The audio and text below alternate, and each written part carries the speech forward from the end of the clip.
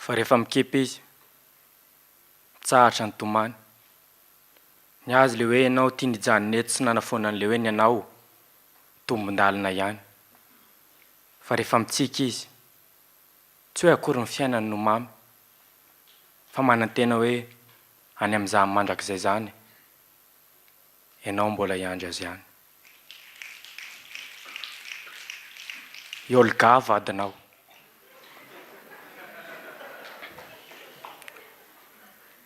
Foaloha masoandro izy dia matory aorianany volana.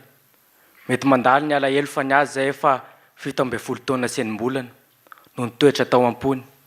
Manofy anao foana izy rehefa amin'alina nefa rehefa mifo, fahalasanao ihany ny tsarony.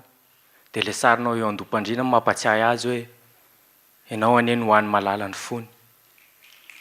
Nanara-panjaitra izy taloha fa zao lasa kofehy kiraro voasitina no ôly. Izy mantsy ohatry ny fiainany, ny amafy, andraikitry ny reny, adidiny ray, ny sahany dahôly.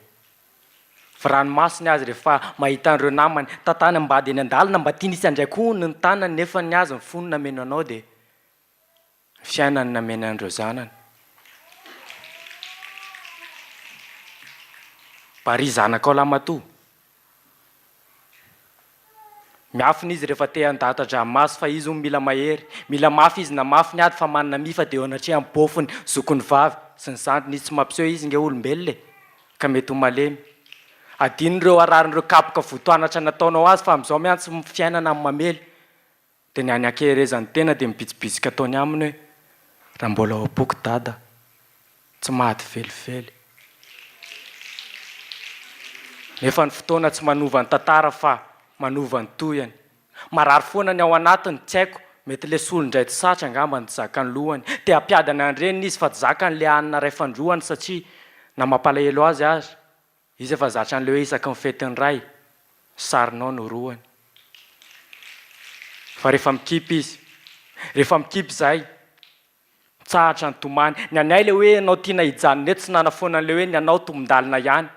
Fa rehefa mitsiky zay, tsy hoe akory ny fiainanay no mamy, fa manan-tena fotsiny any amin'izany mandrakizay zany, ianao mbola hiandry anay ihany.